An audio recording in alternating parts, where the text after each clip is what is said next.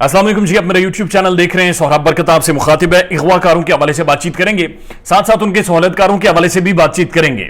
मुझे यह समझ नहीं आती कि हमारे कोई गुनाहों का कफारा है या फिर ये कोई किसी वडेरे के कहने पर अदाकारा काम कर रही हैं। ना तो ये सोती हैं, रात 3 बजे उठकर पोस्टों को एडिट करती रहती हैं, रात 4 बजे उठ के वीडियो बना रही होती हैं कि 35 यूट्यूबर्स को लटकाया जाएगा, सुबह 6 बजे उठ के मुर्गियों की चीखों पुकार में फिर वीडियो कर देती हैं, रात को अलग से महफिल लगाती हैं, दिन भर कम्युनिटी पे फलां रात को उसकी बजाएंगे, फलां उसकी बजाएंगे। किसी साफी ने मेरी तरह क्लीन शेव की हुई है तो इसे मसला है, शायद सकलैन साहब ने मूछें रखी हुई हैं तो उसकी मूछों से मसला है कि वो काली हैं या चिट्टी हैं, मक्खन लगाता है मूछों पर कि नहीं लगाता। कोई साफी कोर्ट रिपोर्टिंग करता है तो उसे कहते हैं बूढ़ा साफी है। मुझे ये समझ नहीं आ रही कि at the end of the day वो कहना क्या चाहती हैं। ना तो ये सोती हैं, ना तो ये खाती पीती हैं, ना ये पानी ठीक से पीती हैं, ना ये 2 किताबें पढ़ती हैं, ना ये अखबार देखती हैं। दुनिया वाली कोई चीज नहीं, सिर्फ एक काम होता है कि हनी सिंह की बीवी भाग गई, फलां का तलाक हो गई, मेहदी काजमी की बेटी भाग गई, उसका फैसला इन्होंने करना है। निमरा काजमी को इन्होंने बहुत बड़ा हीरो बनाकर, स्टार बनाकर अदाकारा ने हल करवा दिया। और नूर बीबी और शादी खुई से उनका ताल्लुक है, ये पता नहीं किधर रहती हैं, लेकिन उसके वलीमे की सारी सरदर्दी इन्होंने ली हुई है। रोज रात को बैठकर इतने तंबू इधर गाड़ने हैं, फलां जगह पर टेंट लगेगा, फलां जगह से एंट्री होगी, फलां जगह से एग्जिट होगा। ये सारा कुछ फलां ड्रामा इन्होंने डिमकान शुरू किया हुआ है। एफआईए में एक और केस ज़ाहिर पिटीशन दायर करवा दी गई है, मुझे खोलकर बताएं। और उसमें क्लियरली ये स्टांस लिया गया कि बराए मेहरबानी इदारे इस चीज का नोटिस लें और ये रात को बैठकर अपने यूट्यूब चैनल, फेसबुक, इंस्टाग्राम और हर जगह पर रोजाना की बुनियाद पर तंजो मजा और सब जुडिस अदालतों के मामलात के ऊपर मुअज़्ज़ज़ अदलिया के हवाले से नाज़ेबा जुबान इस्तेमाल करती हैं। पीका 2016 act, Pakistan electronic crime act के तहत इनके खिलाफ कार्रवाई की जाए और 3 से 7 साल कैद, 7 साल, 3 साल या 10 साल कैद की इन्हें सजा सुनाई जाए। और उसके साथ साथ आपको यह भी बताते चले कि डिटेल जजमेंट आनी है, डिटेल ऑर्डर कोर्ट का आना है, जिसमें उन्होंने वाज़े तौर पर जो मेरी इतलात है उनके मुताबिक हिदायत दे रखी है कि इसका चैनल बंद करें। लेकिन इतलात इंपॉर्टेंट क्या है, खबर क्या है? खबर यह है कि ज़हीर और शब्बीर जब जेल से निकले तो किधर गए, इसके ऊपर तकरीबन हमें 1.5 से 2 दिन लगे, चूंकि वहां पर लोग मौजूद थे और इस चीज की मॉनिटरिंग कर रहे थे कि आखिर ये जेल से निकलेंगे तो जाएंगे किधर, आखिर कौन इन्हें लेने आएगा, या आदि मुजरिम है, इनका सहूलतकार कौन है।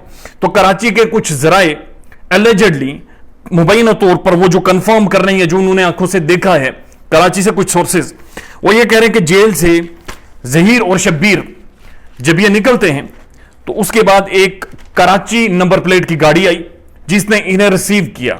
गाड़ी का दरवाजा खुला और इन्हें इज्जत और तकरीम के साथ बिठाया गया, हाई फाई की गई, सलाम दुआ की गई और गाड़ी चल पड़ी।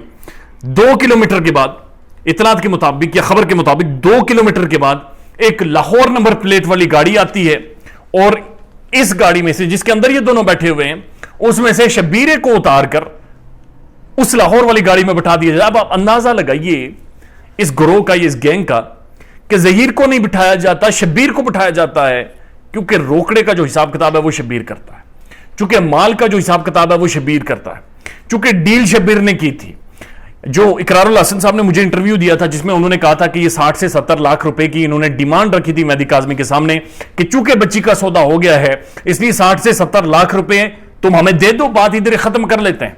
और वो पैसे का जो हिसाब किताब कर रहा था वो शब्बीरा कर रहा था, मामलात सारे शब्बीरा कर रहा था। एक दोस्त है, उनकी खबर के मुताबिक वो जो लाहौर नंबर वाली गाड़ी है जिसके अंदर शब्बीरे को बिठाया गया, 20 मिनट तक वो गाड़ी शब्बीरे को अंदर बिठाकर आहिस्ता चलती रही और गुफ्तगू होती रही। इतलात ये भी है कि शायद उसके अंदर कदीरा भी मौजूद था जो उनका तीसरा भाई है। और 20 मिनट के बाद दोबारा से शब्बीर को उस गाड़ी से उतारकर उसी लाहौर वाली गाड़ी के अंदर बिठाकर उन्हें भेज दिया गया जिस मुकाम पर वो लेकर जाना चाह रहे थे। और ये गुमनाम जगह अभी तक इसके बारे में किसी को इल्म नहीं है।